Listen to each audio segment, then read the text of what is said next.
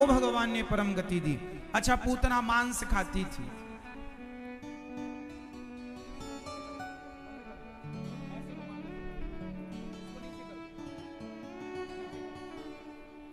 पूतना क्या खाती थी मेरी मां?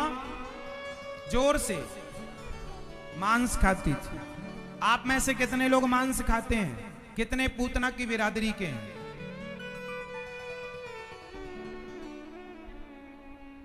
पूतना की तरह नहीं है। कोई तो मांस खाता होगा। आप मांस खाते हो? अंडा, मुर्गी, मछली, बकरा, बकरी कुछ आप खाते हो? सही, कभी नहीं खाए? कभी तो खाए हो। पहले तो मछली खाते थे आप, मुर्गी खाते थे? नहीं, ये भैया पहले खाते थे। नहीं, आप तो कह रहे हैं पहले खाते थे। पहले खाते थे तो पहले क्या खाते थे? मछली, मुर्गी? क्या मुर्गी खाते थे, मछली नहीं। आदमी आदमी खाते थे।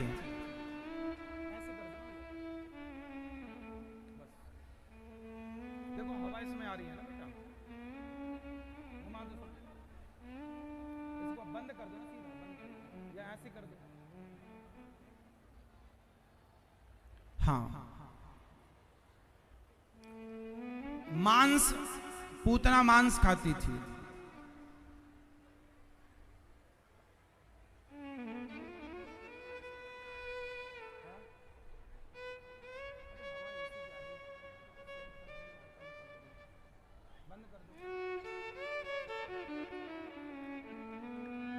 पूतना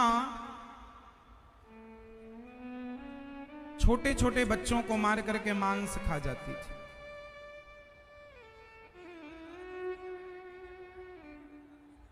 तो पूतना जो मांस खाने का कार्य करती थी वह बड़ा गलत था। अच्छा, मेरठ में भी कुछ लोग मांस खाते हैं।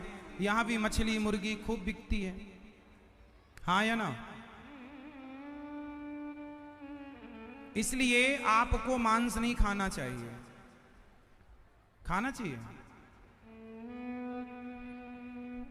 एक आदमी मेरे से बोला, महाराज जी मांस खाना, उसमें क्या बुराई है? क्या बुराई है मांस खाने में? बोले शेर भी मांस खाता है।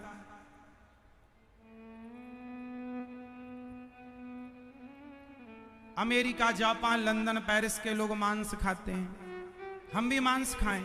नहीं, सबके लिए मांस नहीं।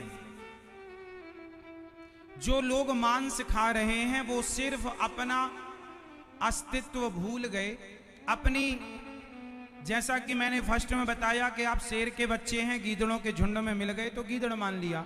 उसी तरह आप कुसंगियों से मिल गए तो आप भी अपने आप को कुसंगी मान के कि भैया वो मांस खाते तो हम भी खाएं, जबकि आप मांस खाने वालों में से नहीं है। आपको ईश्वर ने मांस खाने के लिए व्यवस्था दी ही नहीं है। अब आप कहो जी कि शेर तो मांस खाता है, तो शेर तो मांस खाता है तो वो तो नंगा भी घूमता है, तो तुम मांस खाने वाले ऐसे घूमोगे शेर की तरह? शेर से तुलना नहीं कर सकते ना तुम अपनी हर चीज की। वो तो कपड़े भी नहीं पहनता। तुम सभ्य समाज में रहते हो। शेर को पता नहीं है क्या सही है और क्या गलत है। शेर के अंदर दया नहीं है, करुणा नहीं है, सत्य नहीं है, क्षमा नहीं है। पर आपके अंदर दया है, करुणा है, क्षमा है। आप इंसान हैं, बुद्धिजीवी हैं, आपको पता है ना। अच्छा, आप में से कितनों लोगों को पता है कि मछली को दर्द होता है यदि उसे पानी से निकालो तो तड़पती है? मुर्गी के पंख नोच लिए जाते हैं, उसे दर्द होता है। कितने लोगों को पता है कि मुर्गी को दर्द होता है? पता है, लेकिन शेर को पता नहीं होता कि दर्द क्या है। उसे महसूस तो हो सकता है, उसे खुद का दर्द तो पता है, पर दूसरों को भी दर्द होता है, शेर को नहीं पता। शेर जानवर है, शेर, कुत्ता जानवर है। क्या तुम जानवर हो? तुम इंसान हो। इसलिए शेर मांस खाता है तो तुम भी मांस खाओगे? नहीं। बिल्ली मांस खाती है, तुम भी खाओगे? नहीं। बिल्ली जानवर है, तुम इंसान हो। उसके अंदर दया नहीं है, करुणा नहीं है, तुम्हारे अंदर सब है। यदि है फिर भी तुम खाओ तो तुम जानवर कहलाओगे। अगले जन्म में भगवान फिर तुम्हें कुतिया कुत्ता बनाकर, बिल्ली बनाकर, शेर बनाकर भेजेगा, फिर खाते रहना, कोई ना बोलेगा। कुत्तों को हम थोड़ी समझाते हैं, हम तो इंसानों को समझाते हैं। हम मेरठ कुत्तों को समझाने थोड़ी आए हैं, हम तो इंसानों को समझाने आए हैं। इसलिए समझाया भी इंसानों को जा सकता, कुत्तों को क्या समझाएंगे। इसलिए दया धर्म का मूल है, पाप मूल अभिमान। तुलसी दया ना छोड़ियो जब तक घट में। अच्छा एक बात बताओ, एक आदमी मेरे से, मैया इतना शोर क्यों करती हो मेरी माँ, सुन लो मेरी प्यारी माँ, आपकी भक्ति को ना पूरी दुनिया प्रणाम कर रही है। जो जो देख रहे हैं फोटो और वीडियो टीवी पर सुन रहे हैं कथा के, वाह कितने प्रेम से लोग कथा सुनते हैं मेरठ के लोग। इसलिए शांति बनाए रखिएगा, जो कि आपने बनाई है थोड़ी और। सुनो, एक आदमी मेरे से बोला, महाराज जी मैं मांस खाता हूं तो क्या गलत है। मैंने कहा ठीक है, तू मांस खाता है तो तेरे दादाजी जब मर जाएं तो दादाजी को जलइयो मत, पका के खा जाना। भाई तू तो मांस खाते ही है ना, बकरे का भी मांस खा, मुर्गी का खा, मछली का खा। तो जब बकरे, बकरी और मछली का खा सकता है, तेरे लिए उनका मांस खाना जायज है, तो दादाजी का मांस खाना फिर जायज होगा तेरे लिए, उसका भी खा लेना दादाजी का। बोला नहीं दादाजी का नहीं खाऊंगा। अच्छा ये बताओ, मांस तो मांस होता है ना, बोलो हाँ। तो इन खाने वालों से बोलो दादाजी मर जाएं तो जलाया मत करो। 30-40 किलो का दादा है बेचारा, 50 किलो का, पैसे ही बचेंगे। एक दिन हाथ खा लिया पका के, एक दिन टांग खा लेना, एक दिन पेट खा लेना, खाओगे। किसी जीव की हत्या करना अपने स्वाद के लिए गलत था, गलत है, गलत रहेगा। यदि आप फिर भी कर रहे हैं तो ये मनमानी है, और मनमाने का दंड ईश्वर देते हैं। दुर्योधन ने मनमानी की, दंड मिला। भीष्म पितामह ने मनमानी की, समर्थ थे, चुप रहे, दंड मिला, बाणों की सैया मिली। ईश्वर का जब न्याय होता है ना, तो फिर कोई बड़ा और कोई छोटा नहीं देखा जाएगा। वो तो जब न्याय चलेगा एक सा सब पर। इसलिए समझ कर संभल कर रहना मेरी मां। आप लोग बहुत ध्यान से जीवन जिया करो।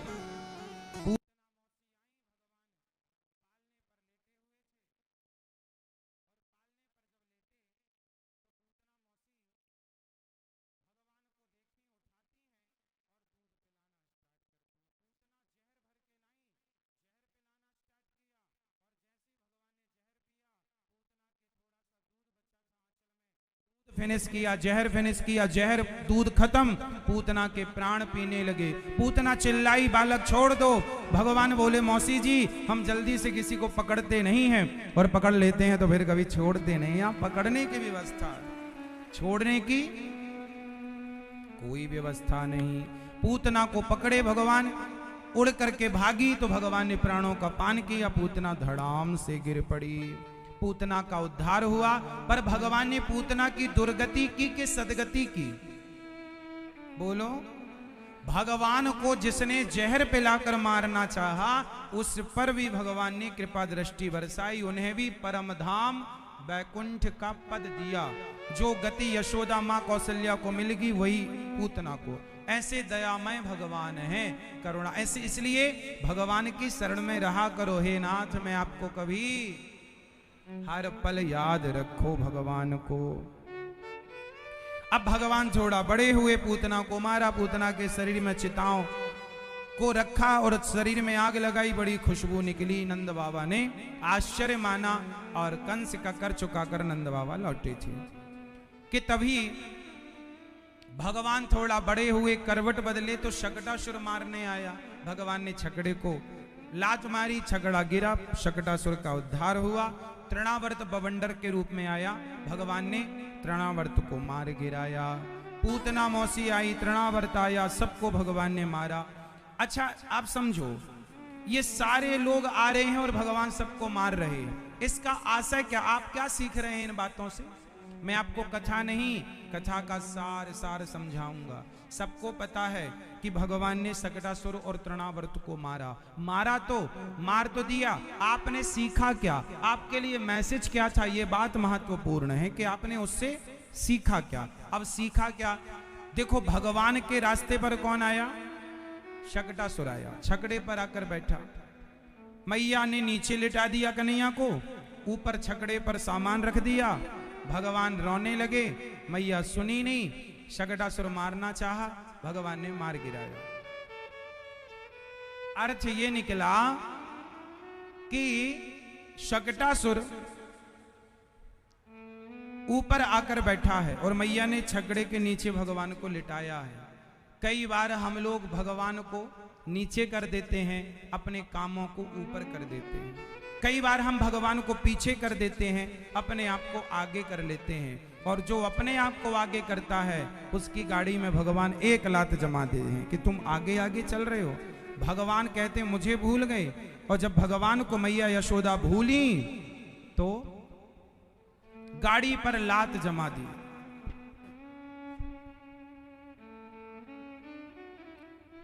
इसलिए भगवान को भुलाना नहीं है। और पूतना को मारकर, तृणा और शकटासुर को मारकर ये मैसेज मिला कि जीवन में जब आप अच्छे कार्य करने आगे बढ़ेंगे तो जीवन में ये बाधाएं तृणावर्त बनकर, शकटासुर बनकर आपके जीवन में बाधाएं खूब आएंगी। लेकिन उन बाधाओं में भी आप अपने हौसले कमजोर ना करिए, क्योंकि उन बाधाओं के बाद जीत आपकी ही होगी। और भगवान ने हर संकट से अपने आप को बचाया है। हर संकट से भगवान ने अपने आप को बचाया है। हर संकट से बचाया है। अब भगवान थोड़ा बड़े हुए तो गर्गाचार्य जी ने नामकरण संस्कार किया। हमारे हिंदुओं में सनातन संस्कृति में कितने संस्कार हैं? जोर से, आपके पास कितने हैं? 16 तो हैं टोटल। आपके पास कितने हैं? कितने हैं? आपके अंदर संस्कार हैं? हैं? कितने संस्कार हैं आपके अंदर? कितने संस्कार हैं? 32 हैं। दांत सुने थे 32, संस्कार ही 32। एक दो सुनाओ। हाँ, अच्छा है। 32 संस्कार हैं, होते 16 हैं। अच्छा है। संस्कार तो फिर बहुत हैं, बात ठीक है। लिखित में 16 हैं। हमारे यहां संस्कार जो हैं बच्चों को बचपन से ही माँ बाप को देना चाहिए। आजकल अच्छा बताओ, बच्चे लापरवाह हो गए हैं कि माता पिता? बच्चे मोबाइल चलाते हैं ज्यादा कि माता पिता? और दोष किस पर लगाया जाता है? बच्चे बड़ा मोबाइल चला। बच्चे नहीं चलाते मोबाइल, माता पिता चलाते हैं। माँ बाप चलाएंगे तो बच्चे वही सीखेंगे जो आप करते हैं। यदि माँ बाप कम मोबाइल चलाएं तो बच्चे भी कम मोबाइल चलाएंगे। माँ बाप पकड़ा देते हैं, बेटा मोबाइल तू चला। अब बेटा चलाता है मोबाइल, माँ बाप अपने बिजी हैं काम में। इसलिए बच्चों को थोड़ा सा टाइम देना चाहिए। बच्चों को थोड़ा सिखाओ, बैठो, प्यार करो बच्चों के साथ, खेलो बच्चों के साथ। खेल खेल में शिक्षा देने की कोशिश करो। मोबाइल देना समाधान नहीं है। आप माँ बाप बच्चों को संस्कार नहीं देते, इसलिए बच्चे बिगड़ रहे हैं। स्कूलों में बच्चों को क्या मिल रही है? शिक्षा। स्कूलों में क्या मिल रही है? अच्छा, संस्कार मिल रहे हैं क्या? स्कूलों में संस्कार है? बोलो हाँ कि ना। स्कूलों में केवल शिक्षा है, संस्कार कहां देंगे? घर पर। माँ बाप, इसलिए कथा सुनाओ बच्चों को। मोबाइल पर सुना दिया करो अच्छी बातें। बच्चों पर थोड़ा अनुशासन रखो।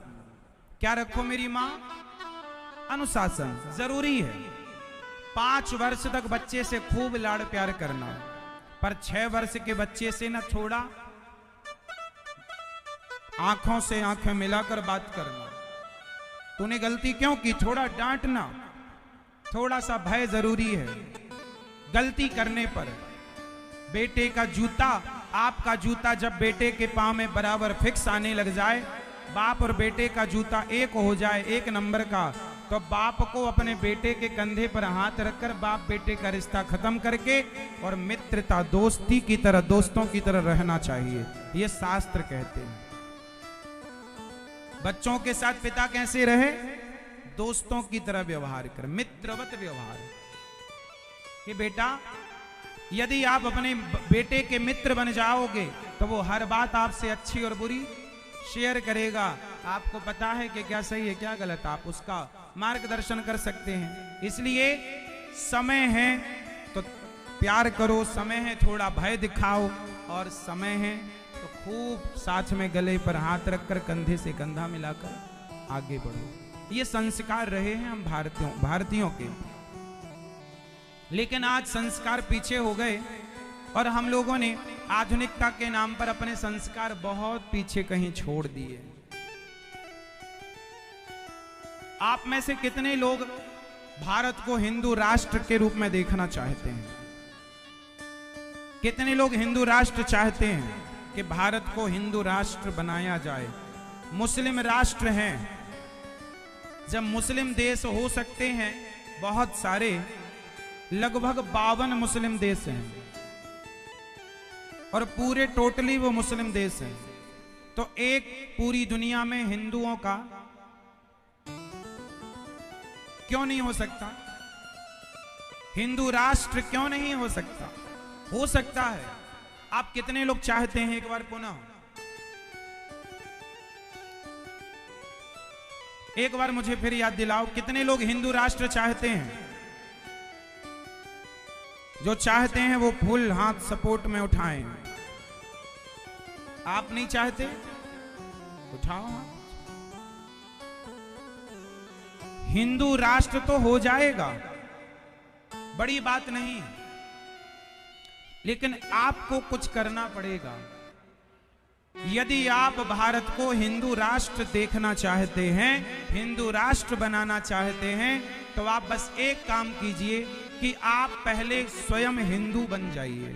अभी आप ना पूरे हिंदू नहीं, आपके अंदर हिंदुओं का जो लक्षण होना चाहिए वो नहीं है।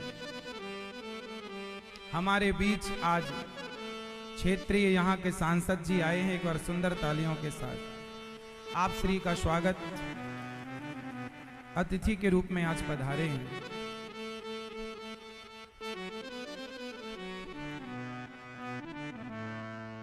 इन्होंने सुना तो बहुत था कि मेरठ में भक्त लोग पानी में बैठ बैठ के कथा सुन रहे हैं, आज इनका मन हुआ चलो देख के आते हैं, तो आज आप लोगों का दर्शन करने आए हैं,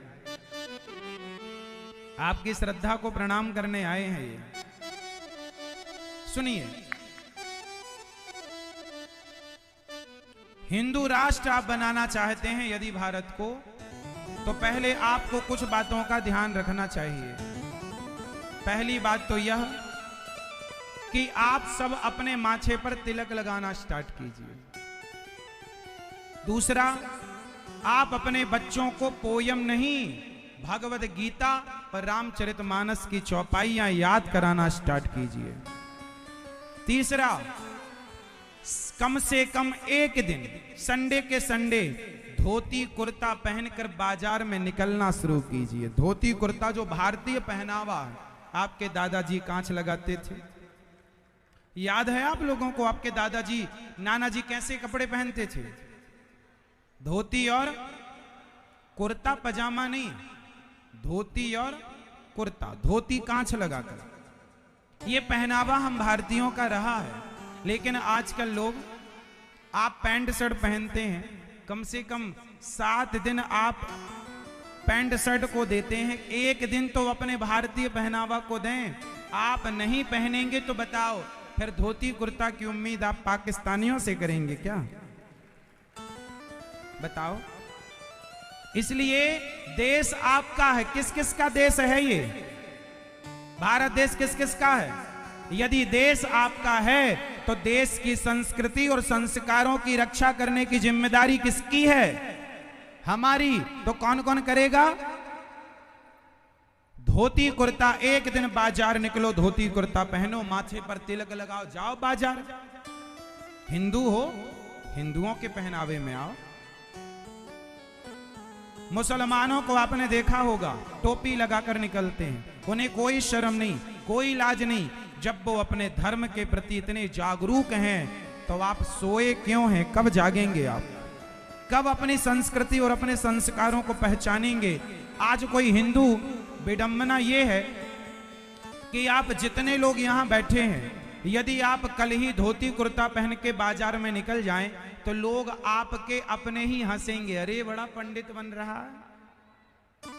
मुसलमान कभी नहीं हंसता मुसलमान को देखकर कि तुमने टोपी क्यों लगाई है, पर हिंदुओं को देखकर हिंदू बहुत सारी बातें करते हैं। तुमने धोती कुर्ता क्यों पहन लिया, तुमने तिलक क्यों लगा लिया? तो उत्तर दिया करो कि हम नहीं लगाएंगे तिलक और हम नहीं पहनेंगे धोती कुर्ता, तो क्या पाकिस्तानी पहनेंगे?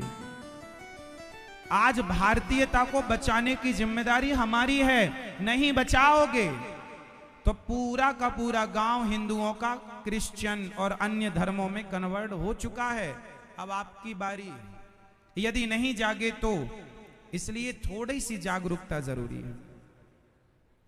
है ना? जागो, जरूरी है, वरना देर हो जाएगी। आप अपने धर्म के प्रति सजग बनो, बच्चों को संस्कार दो। पोयम याद मत कराओ, जॉनी जॉनी यस पापा, क्या मिल रहा है इससे? मंगल भवन अमंगल हारी, दीन दयाल विरध संभारी। चौपाइयां कौन याद कराएगा? गीता के श्लोक, सर्वधर्मान परित्यज्य मामेकम शरणम व्रज, अहम त्वा सर्व पापेभ्यो मोक्षयिष्यामि मा शुचा। कौन याद कराएगा? सनातन धर्म, सनातन संस्कृति सबसे साइंटिफिक रही है। आपको हम क्या क्या बताएं?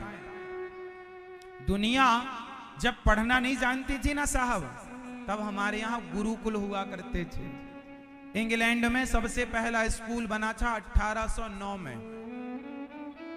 1811 में जब इंग्लैंड में पहला स्कूल बना, उस समय हमारे देश में लगभग 7 लाख गुरुकुल एक्टिव थे उस समय।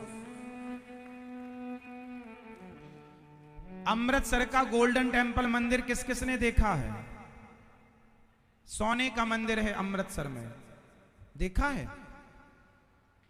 जब हमारा देश गुलाम नहीं था, तो जैसे अमृतसर सोने का मंदिर है, वहां पर सोने का पूरा भवन बना हुआ है, ऐसे सोने के मंदिर हमारे देश में उस जमाने में, जब देश गुलाम नहीं था, जब सोने की चिड़िया कहा जाता था, उस जमाने में 7000 मंदिर ऐसे थे पहले, जिनमें सोना जड़ा हुआ था।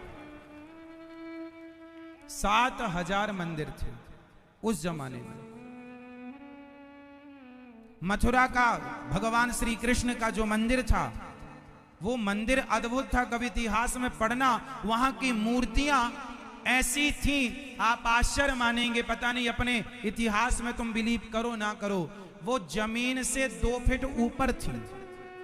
चमत्कार जिसे कहते हैं, आज के समय पर वो होता। वो इतना वैभव था मथुरा में, कृष्ण की नगरी में इतना वैभव था कि पूरी दुनिया की दौलत केवल मंदिर में समा जाती, इतना वैभव था। आप लड़ते रहे जातवाद में, वो लूटते रहे आपको। आप अभी भी नहीं समझते, अभी भी आप लड़ रहे हैं जातवाद में। इसलिए हम कह चुके हैं, जातवाद में मत लड़ो, अपनी भारतीयता को पहचानो, अपने संस्कारों के साथ आगे बढ़ो। हमारे संस्कार good morning, good afternoon, good evening, good night की नहीं है। हमारे संस्कार जय श्रीमन नारायण, जय श्री कृष्णा, राधे राधे। बच्चों को इंग्लिश पढ़ाओ, इंग्लिश का ज्ञान होना बुरा नहीं है। इंग्लिश एक भाषा है, और जितनी अधिक भाषाएं आपको आए उतना अच्छा है। लेकिन आप अनेक भाषाओं का ज्ञान रखें, फिर भी आपस में जब बात करें तो अपनी मातृभाषा में बात करें। अपनी भारत की मातृभाषा को आप अन्य भाषाओं से ऊंचा स्थान दें। आप ही ऊंचा स्थान नहीं देंगे तो बताओ, इस भाषा का सम्मान कौन करेगा? कौन करेगा? हिंदी है हम वतन है हिंदोस्तां, हमारी भारतीयता पर हमें गर्व होना चाहिए। आप कभी वृंदावन आना, विदेशी महिलाएं आती हैं, आपसे ज्यादा मांग भरती हैं, आपसे बड़ा तुलसी का माला पहनती हैं, साड़ी पहनती हैं और नाच नाच करके वृंदावन की परिक्रमा लगाकर गोविंद को मीरा की तरह रिझाती हैं। सवेरे से प्रभात फेरी लगाते हैं अंग्रेज लोग। कभी वृंदावन आना, अंग्रेज लोग प्रभात फेरी लगाने लगे हैं, भारतीय कल्चर को समझ गए, भारतीय संस्कृति संस्कारों को समझ गए, और आप भारत के लोग 10 बजे तक सोते हैं। देख लीजिए कितना अंतर है। हमारी माताएं, तुम्हें तिलक लगाने में, तुलसी की माला पहनने में शर्म आती है। अंग्रेजन को देखना, विदेशी आती हैं वृंदावन आकर तिलक लगाती है, और वो उनसे आप पूछो कि आप तो अंग्रेजन हो, आप तो तिलक क्यों लगाती हो? बोले हमें गर्व है कि हम तिलक लगाए हैं, तुलसी की माला। वो गीता पढ़ती हैं। एक इंग्लैंड की महिला रहती है वृंदावन में, आश्चर्य मानेंगे, उसने इंटरव्यू दिया, यूट्यूब पर वीडियो है, आप कहेंगे तो मैं आपको सुना दूंगा। वो वृंदावन इंग्लैंड से आती हैं, विदेशी महिला है, गोरे लोग, गोरी महिला, वो आती हैं, क्रिश्चियन आती हैं। उन्होंने बताया कि हम भारत में आकर हम गीता पढ़ते हैं, संस्कृत सीखते हैं, यहाँ का कल्चर समझते हैं, और यहाँ से जाकर इंग्लैंड के सरकारी स्कूल में वो टीचर हैं। तो कहती हैं कि मैं इंग्लिश सरकारी स्कूल में टीचर हूं और वहां मैं बच्चों को भगवत गीता पढ़ाती हूं अपने देश में, और लोग प्रभावित हैं गीता के ज्ञान से। लेकिन भारत के लोग पोयम याद कर रहे हैं, विदेशी महिलाएं साड़ी पहन रही हैं और भारत की लड़कियां फटे कपड़े पहन रही हैं। कल्चर तुम्हारा श्रेष्ठ है मेरी मां।